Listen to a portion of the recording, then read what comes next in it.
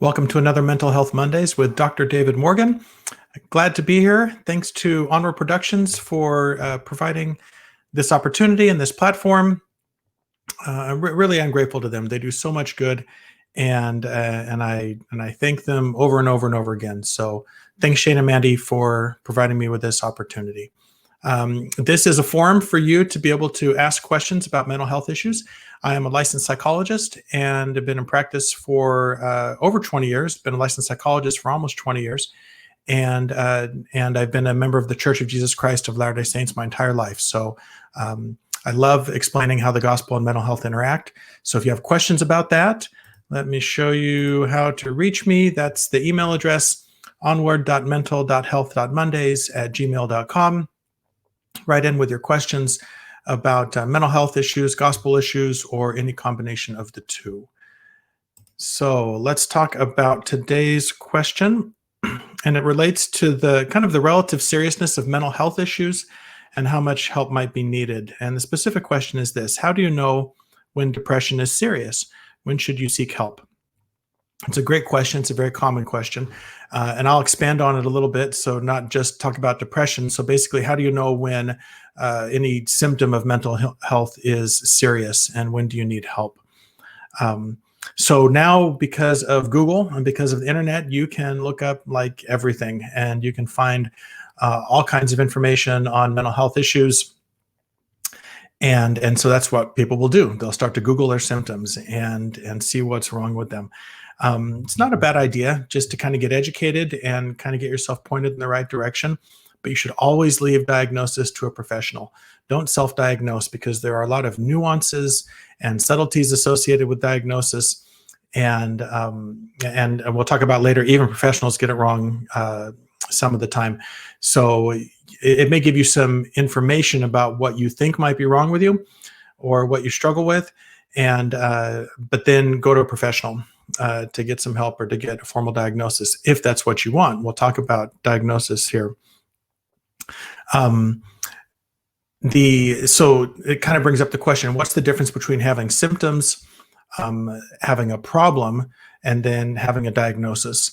And so let's talk about the diagnosis first. A diagnosis is just a description of symptoms. It is not, they don't exist independently.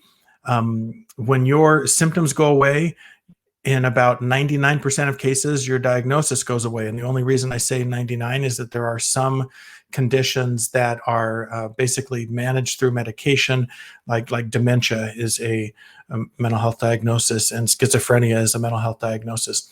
You can properly medicate schizophrenia, but that doesn't make it go away. It's just the symptoms are abate because of proper medication. However, there are only probably, I would say, fewer than 5% of diagnoses are like that, of mental health diagnoses. The rest of them, when the symptoms go away, the diagnosis goes away as well. The diagnosis is only fueled by the symptoms. So when people get hung up on diagnoses and they say, well, I've been diagnosed with depression, therefore I will forever have depression. That is absolutely untrue. The only reason that you have a diagnosis of depression, or maybe perhaps the only reason, is because you currently show symptoms of depression. Once those symptoms are gone, then the diagnosis should go away as well. The other problem with diagnoses is that there's just a lot of misdiagnosis out there. There are well-meaning but undertrained professionals who are rendering diagnosis based on very, very little information.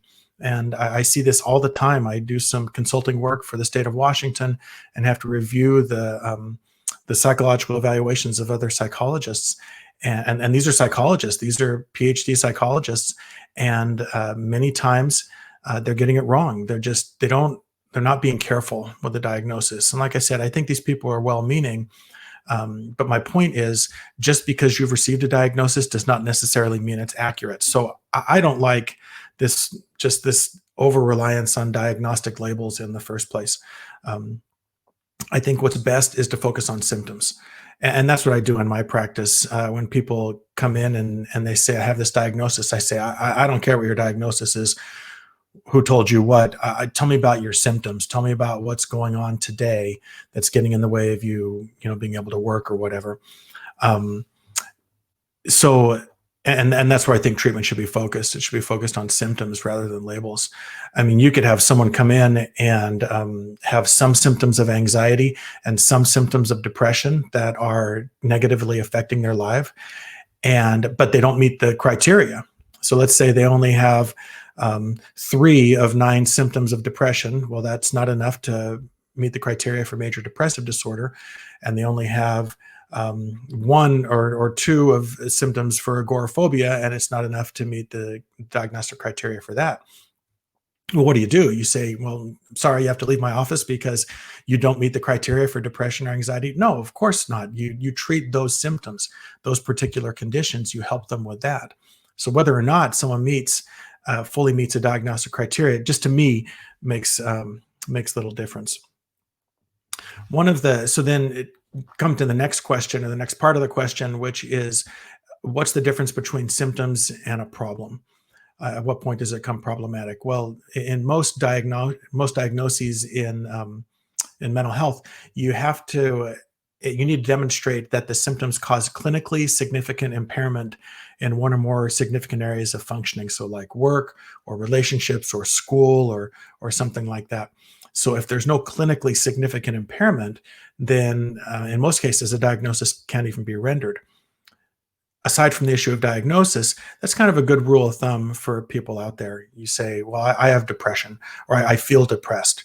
Well, is it causing clinically significant impairment? Is it getting in the way of you doing things on a daily basis? Sometimes we just feel blue. Sometimes we just feel down, but we're still able to go to work. We're still able to have good relationships with people. And in which case I would say, well, it's probably not a problem. It's like having a cold or something. If you have a cold and your nose is stuffy, but you're still able to do the things you want to, you'd say, well, I probably don't need help with this. It'll just resolve on its own. Mental health is kind of the same way. There are mild mental health symptoms that may or may not be a longstanding issue.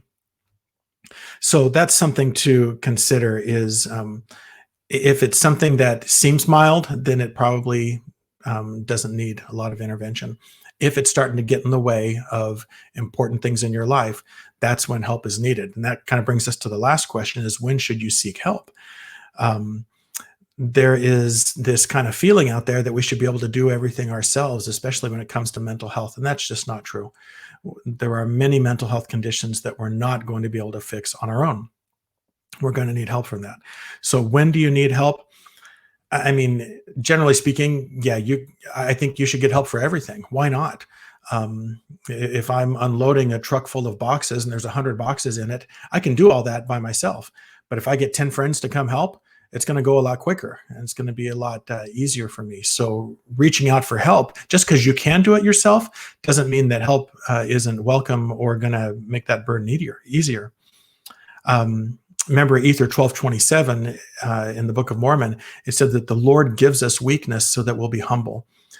When we're humble is when we reach out for help. So our Heavenly Father wants us to reach out for help. And I have a feeling that a lot of the mental health issues that we struggle with are part of that weakness that Heavenly Father has blessed us with, so that we will reach out for help.